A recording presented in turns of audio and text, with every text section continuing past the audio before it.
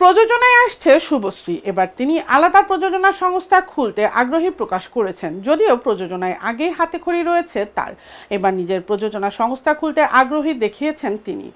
এরই মধ্যে প্রযোজক হিসেবে শুভশ্রী গঙ্গোপাধ্যায় আত্মপ্রকাশ করেছেন। রাজ চক্রবর্তী পরিচালিত ওয়েব সিরিজ আবার প্রলয় গত আগস্টে মুক্তি পায়। চলতি বছরে আগস্টে মুক্তি পাচ্ছে রাজ পরিচালিত বাবলি। আনন্দবাজার প্রতিবেদন সূত্রে জানা যায়, রাজের নিজস্ব প্রযোজনা সংস্থা রয়েছে, তার অধীনে তৈরি হচ্ছে, অভিনয়ও করেছেন শুভশ্রী।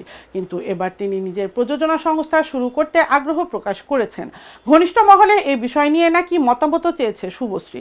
তবে রাজ ও শুভশ্রী একে অপরের সঙ্গে হাত মিলিয়ে দুই সংস্থাকে এগিয়ে নিয়ে যাবেন, এ প্রত্যাশা তাদের। এর আগে গত বছর ইন্দুবালা ভাটের হোটেল ওয়েব সিরিজের মাধ্যমে ওটিটিতে পা রেখেছিলেন শুভশ্রী। ওই সিরিজে তার অভিনয় প্রশংসিত হয়। ইন্ডাস্ট্রির একটি সূত্রের দাবি, ক্যারিয়ারের এই পর্যায়ে নিজেকে নতুনভাবে আবিষ্কার করতে চাইছেন শুভশ্রী। এমনিতেই এখন তিনি বেছে বেছে ছবি করেন। এবার অভিনয়ের পাশাপাশি প্রযোজক হিসেবেও তিনি পায়ের চিহ্ন মাটি শক্ত করতে চান। শোনা যাচ্ছে খুব শীঘ্রই এই প্রসঙ্গে আনুষ্ঠানিকভাবে ঘোষণা দেবেন অভিনেত্রী। শুভশ্রী কী ধরনের প্রজেক্টের প্রযোজনা করতে ইচ্ছুক, তাই জানার অপেক্ষায় রয়েছে সকলে। টলিউডে জিৎ ও রুক্মিণী জুটির প্রথম ছবি বুমেরাং, এটি মুক্তি পেতে চলেছে। মুক্তির আগে নায়িকা বলেন, মানুষ হিসেবে জিৎ অনেক বড় মনের। রুক্মিণী মৈত্র অভিনীত বুমেরাং ছবিটি মুক্তি পেতে আর মাত্র এক সপ্তাহ বাকি। এটি তার এবং জিতের জুটির প্রথম ছবি। সায়েন্স ফিকশন ছবি হতে চলেছে বুমেরাং। ভারতীয় গণমাধ্যম সূত্রে জানা যায়, জিতের সঙ্গে রুক্মিণীর প্রথম অভিনয়। সেই বিষয়ে অভিনেত্রী জানান, প্রযোজক জিতের সঙ্গে কাজ করেছি সুইজারল্যান্ড ছবিতে। অভিনয় হিসেবে এটি প্রথম। জিতের এক শট 10 বার দিতে হলেও কোনো ক্লান্তি আসে না। একবার তো একটা সিন পরিচালক বলেছে ওকে, তবুও জিৎ জোর করে শট দিতে চান, আর সেই শটের আগে আমায় চুপি চুপি আমার ভুল ধরিয়ে দেন, বলেন সেটি শুধরে নিতে। ওর মতো বড় মাপের মানুষ হয় না। রুক্মিণী বলেন, এটি একটি ঐতিহাসিক ঘটনা হতে চলেছে, বিশেষ কিছু, কারণ একই দিনে একটি জুটির 50তম ছবির মুক্তি পাবে, অন্যদিকে আরেকটি প্রথম জুটির ছবি।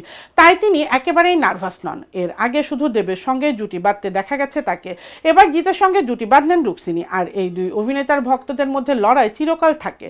সেই বিষয়ে আজকালকে দেওয়া সাক্ষাৎকারে রুক্মিণী বলেন, সবসময় অভিনেতাদের শিবির কেন হবে, এটা ঠিক নয়। আমারও শিবির আছে, আর সেখানে দেবজিৎ দুজনেই আছেন। তবে বড় বড় তারকাদের ভক্তদের মধ্যে যুদ্ধ তো চলবেই, এটি স্বাভাবিক ও সুস্থ, কিন্তু তাও কোথাও যেন আমি তাদের মিলিয়ে দিলাম।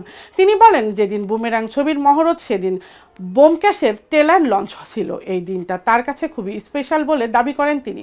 রুক্মিণী বলেন, একই দিনে দুই সুপারস্টারের সঙ্গে কাজ নিয়ে যুক্ত থাকার ঘটনা আমার সারা জীবন মনে থাকবে। সালমানের খামার বাড়ি ছেড়ে যাবেন না যুবতী, শেষে স্থানীয় বাসিন্দারা তাকে পুলিশের হাতে তুলে দেন। সালমান খান প্রত্যেকদিনই খবরের শিরোনামে। ভাইজানকে হত্যার জন্য পাকিস্তান থেকে শক্তিশালী আগ্নেয়াস্ত্র এনেছিলেন লরেন্স বিশনয়ের দল। সেই পরিকল্পনা সদ্য ফাঁস করেছে মুম্বাই পুলিশ। তার 24 ঘন্টা পেরোতে না পেরোতেই নতুন খবর। নায়ককে বিয়ে করতে এক অচেনা যুবতী তার পানাভেল খামার বাড়িতে হাজির। প্রত্যক্ষদর্শীরা জানিয়েছেন, ওই যুবতী নাকি নাছোড়বান্দা।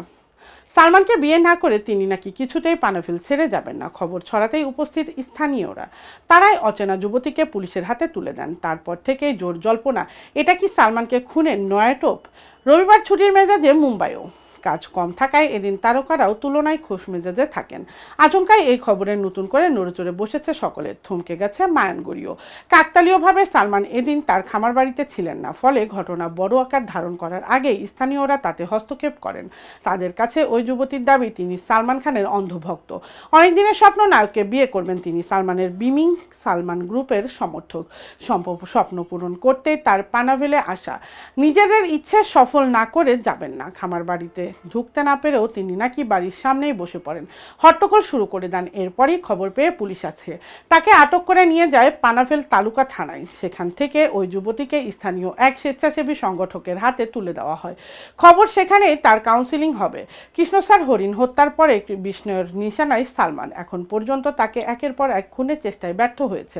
সম্প্রতি মুম্বাইয়ে পুলিশ জানিয়েছেন, পানাভেল খামার বাড়িতে তাকে হত্যার নতুন ছক কষেছিলেন অন্ধকার দুনিয়ার বাদশা। পাঞ্জাবি গায়ক সিধু মুসে ওয়ালকে যে আগ্নেয়াস্ত্রে খুন করা হয়েছিল, সেই আগ্নেয়াস্ত্র ভাইজানের জন্যও নাকি আনানো হয়েছিল। এবার যাতে পরিকল্পনা ব্যর্থ না হয়, তার জন্য লরেন্স বিশনয়ী দলের কয়েকজন সালমানের পানভেলের বাড়িতে গিয়ে রেকি পর্যন্ত করে এসেছিলেন বলে খবর।